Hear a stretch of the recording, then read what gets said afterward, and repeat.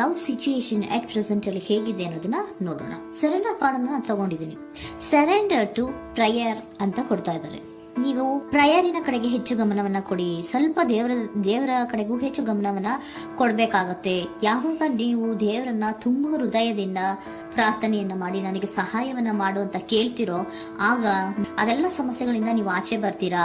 ಮಾಡೋದ್ರಿಂದ, ದೇವರನ್ನ ನೀವು ಧ್ಯಾನ ಮಾಡೋದ್ರಿಂದ ನಿಮ್ಗೆ ಏನ್ ಸಿಗುತ್ತೆ, ಯಾವುದೇ ರೀತಿಯ ಗೊಂದಲಗಳಿಗೆ ಅಥವಾ ಯಾವುದೇ ರೀತಿಯ ಸಮಸ್ಯೆಗಳು ನಿಮ್ಮಲ್ಲಿ ಇದ್ರೂ ನಿಮ್ಮ ಲವ್ ಲೈಫಿನ ವಿಚಾರವಾಗಿ ನಿಮ್ಗೆ ಆನ್ಸರ್ಗಳು ಸಿಗುತ್ತೆ, ಮತ್ತೆ ಸಪೋರ್ಟ್ ಕೂಡ ನಿಮ್ಗೆ ದೇವ್ರ ಕಡೆಯಿಂದ ಸಿಗುತ್ತೆ ಅನ್ನುವಂತಹದ್ದು ನಿಮ್ಗೆ ಹೇಳ್ತಾ ಇದ್ದಾರೆ. ಅಟ್ ಪ್ರೆಸೆಂಟ್ ಅಲ್ಲಿ ಲವ್ ಸಿಚುಯೇಷನ್ ನಿಮ್ಗೆ ಬಾಟಮ್ ಆಫ್ ದ ಟಕ್ ಬಂದಿರುವಂತಹದ್ದು ರೆಫ್ಯೂಸಿಂಗ್ ಆಫರ್. ಯಾವುದೋ ಕೆಲವೊಂದು ನಿಮ್ಮ ಲವ್ ಲೈಫಿನ ವಿಚಾರವಾಗಿ ಆಫರ್ ಗಳನ್ನ ರೆಫ್ಯೂಸ್ ಮಾಡ್ತಾ ಇರುವಂತಹದ್ದು ಅಥವಾ ಮಿಸ್ಡ್ ಆಪರ್ಚುನಿಟಿ ಅನ್ನುವಂತಹದ್ದು ರೆಪ್ರೆಸೆಂಟ್ ಆಗ್ತಾ ಇದೆ. ಯಾಕೋ ನೀವು ಮಿಸ್ ಮಾಡ್ಕೋತಾ ಇದ್ದೀರಾ ಕೆಲವೊಂದು ಆಫರ್ಸ್ ಗಳನ್ನ ಅನ್ನುವಂಥದ್ದು ರೆಪ್ರೆಸೆಂಟ್ ಆಗ್ತಾ ಇದೆ. ಏನೋ ಒಂದು ರೀತಿಯ ಧ್ಯಾನ ಮಾಡ್ತಾ ಇರುವಂತದ್ದು, ಚಿಂತೆಯನ್ನ ಮಾಡ್ತಾ ಇರುವಂತದ್ದು ರೆಪ್ರೆಸೆಂಟ್ ಆಗ್ತದೆ. ಪಾಸ್ಟಿನಲ್ಲಿ ನಿಮ್ಮ ಲವ್ ಲೈಫಿನ ವಿಚಾರವಾಗಿ ಒಂದು ನ್ಯೂ ಐಡಿಯಾ ಇತ್ತು, ಏನೋ ಒಂದು ರೀತಿಯ ಹೊಸ ಐಡಿಯಾಗಳನ್ನ ಮಾಡ್ಕೊಂಡಿದ್ರಿ. ಲವ್ ಲೈಫಿನ ವಿಚಾರವಾಗಿ ನಿಮ್ಮ ಆಪರ್ಚುನಿಟಿ ಕೂಡ ಚೆನ್ನಾಗಿಯೇ ಇತ್ತು.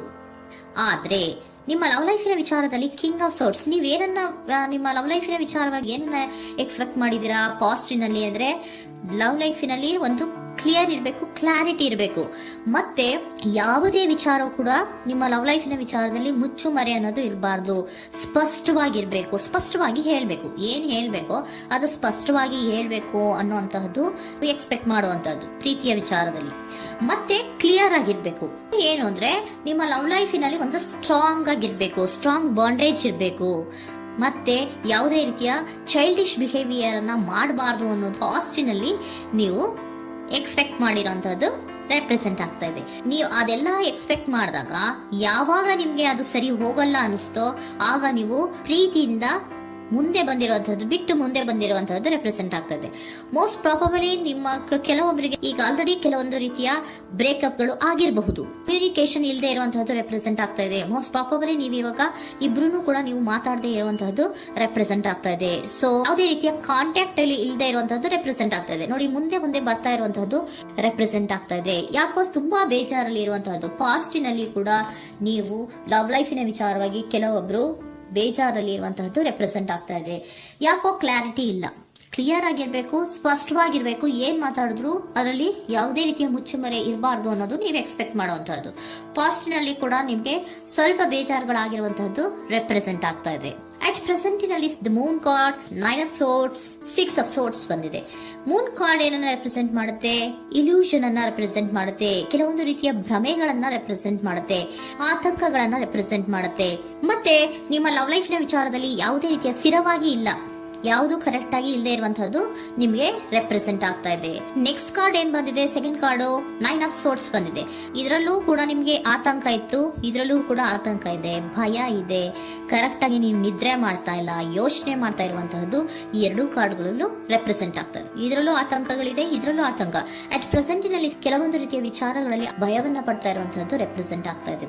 6 ಆಫ್ ಸೋರ್ಟ್ಸ್ ಕೂಡ ಏನಾಗ್ತಾ ಇದೆ? ಮೂವಿಂಗ್ ಆನ್, ಮುಂದೆ ಹೋಗ್ತಾ ಇರುವಂತಹದ್ದು, ಬೇಜಾರಿಂದ ನೀವು ಮುಂದೆ ಹೋಗ್ತಾ ಇರುವಂತಹದ್ದು ರೆಪ್ರೆಸೆಂಟ್ ಆಗ್ತಾ ಇದೆ. ಅಟ್ ಪ್ರೆಸೆಂಟಿನಲ್ಲಿ ಯಾವುದೇ ರೀತಿಯ ಸಮಾಧಾನದಿಂದ ಇದ್ದಿರುವಂತಹದ್ದು ಈ ರೀಡಿಂಗ್ ಗಳಲ್ಲಿ ಕಾಣಿಸ್ತಾ ಇಲ್ಲ. ಓಕೆನಾ? ಟೇಕ್ ಇಟ್ ರೆಸೋನೇಟ್, ನಿಮ್ಗೆ ರೆಸೋನೇಟ್ ಆದ್ರೆ ಮಾತ್ರ ತಗೊಳ್ಳಿ. ನೆಕ್ಸ್ಟ್ ಕಾರ್ಡ್ ಇಮಿಡಿಯೇಟ್ ಫ್ಯೂಚರ್ ನ ಬಗ್ಗೆ ನೋಡೋದಾದ್ರೆ ನೈಟ್ ಆಫ್ ಸೋರ್ಟ್ಸ್ ಬಂದಿದೆ. ಅಂದ್ರೆ ಈ ಕೆಲವು ಬೇಜಾರುಗಳಿಂದ ಏನ್ ಈ ಮೂವ್ ಆನ್ ಆಗ್ತಾ ಇದ್ದೀರಲ್ವಾ, ಕೆಲವೊಂದು ವಿಚಾರಗಳನ್ನ ಕ್ವಿಕ್ ಥಿಂಕಿಂಗ್ ಅನ್ನ ಮಾಡಿ ನೀವು ಮುಂದೆ ಬರುವಂತಹದ್ದು, ಕೆಲವೊಂದು ಆಕ್ಷನ್ಸ್ ಗಳನ್ನ ತಗೊಳ್ಳುವಂತಹದ್ದು ರೆಪ್ರೆಸೆಂಟ್ ಆಗ್ತಾ ಇದೆ. ನಿಮ್ಮ ಲವ್ ಲೈಫಿನ ವಿಚಾರವಾಗಿ ಕ್ವಿಕ್ ಥಿಂಕಿಂಗ್ ಅನ್ನ ಮಾಡಿ ಏನ್ ಮಾಡ್ಬೇಕು, ಹೇಗ್ ಮಾಡ್ಬೇಕು ಅಂತ ಕ್ವಿಕ್ ಥಿಂಕ್ ಅನ್ನ ಮಾಡಿ ನೀವು ಮುಂದೆ ಬರುವಂತಹದ್ದು, ಮತ್ತೆ ಕೆಲವೊಂದು ರೀತಿಯ ಆಕ್ಷನ್ ಗಳನ್ನ ತಗೋತಾ ಇರುವಂತಹದ್ದು ರೆಪ್ರೆಸೆಂಟ್ ಆಗ್ತಾ ಇದೆ. ಕ್ವೀನ್ ಆಫ್ ಕಪ್ ಏನನ್ನ ರೆಪ್ರೆಸೆಂಟ್ ಮಾಡುತ್ತೆ? ಬಹಳ ಕೇರಿಂಗ್ ಅನ್ನ ರೆಪ್ರೆಸೆಂಟ್ ಮಾಡುತ್ತೆ. ಏನಿರ್ಬೇಕು ಲವ್ ಲೈಫಿನ ವಿಚಾರದಲ್ಲಿ? ನೋಡಿ, ನೀವು ನೋಡ್ತಾ ಇರೋದು ಹೇಗ್ ನೋಡ್ತಾ ಇದ್ದೀರಾ? ನಿಮ್ಮ ಲವ್ ಲೈಫಿನ ವಿಚಾರದಲ್ಲಿ ಏನಿರ್ಬೇಕು ಅಂತ ಎಕ್ಸ್ಪೆಕ್ಟ್ ಮಾಡ್ತೀರಾ?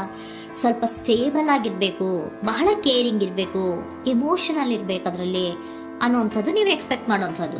ಈ ನಿಯರ್ ಫ್ಯೂಚರ್ ನಲ್ಲಿ ನೀವು ಆ ರೀತಿ ಎಕ್ಸ್ಪೆಕ್ಟ್ ಮಾಡುವಂತಹದ್ದು. ನೆಕ್ಸ್ಟ್ ಕಾರ್ಡ್ ಬಂದಿರುವಂತಹದ್ದು ಏರೋಫೆಂಟ್ ಕಾರ್ಡ್ ಬಂದಿದೆ. ಏರೋಫೆಂಟ್ ಕಾರ್ಡ್ ಏನನ್ನ ರೆಪ್ರೆಸೆಂಟ್ ಮಾಡುತ್ತೆ? ಕೆಲವೊಂದು ವಿಚಾರಗಳ ಬಗ್ಗೆ ತಿಳ್ಕೊತಾ ಇರುವಂತಹದ್ದು, ಏನೋ ಕೆಲವು ವಿಚಾರಗಳ ಬಗ್ಗೆ, ನಿಮ್ಮ ಲವ್ ಲೈಫಿನ ವಿಚಾರಗಳ ಬಗ್ಗೆ ತಿಳ್ಕೊತಾ ಇದ್ದೀರಾ.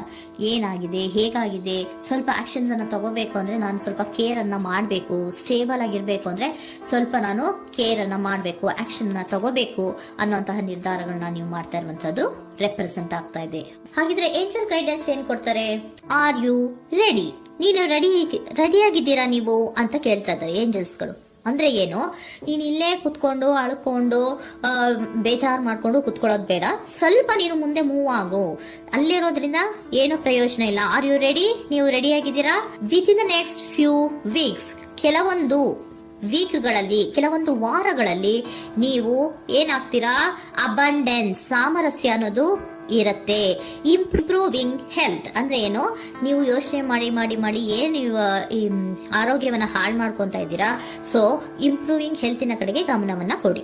ಆತಂಕವನ್ನ ಮಾಡ್ಕೊಂಡು ಭಯವನ್ನ ಪಡ್ಕೊಂಡು ಮುಂದೆ ಹೋಗ್ಬೇಕಲ್ಲ ಅಂತ ನೀವು ದಿನ ದಿನ ಹೆಂಗೆ ಕಾಲವನ್ನ ಮುಂದೆ ಹಾಕ್ತಾ ಇದ್ರೋ, ಅದಕ್ಕೆ ಏನ್ ಹೇಳ್ತಾ ಇದ್ದಾರೆ? Are you ready?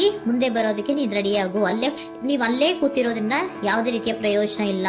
ಸ್ವಲ್ಪ ನಿಮ್ಮ ಹೆಲ್ತಿನ ಕಡೆಗೆ ಗಮನವನ್ನ ಕೊಡಿ. ಸಮೃದ್ಧಿ ಅನ್ನೋದು ಬಂದೇ ಬರುತ್ತೆ, ಸಾಮರಸ್ಯ ಅನ್ನೋದು ಇದ್ದೇ ಇರುತ್ತೆ ಅನ್ನೋದು ಹೇಳ್ತಾ ಇದ್ದಾರೆ.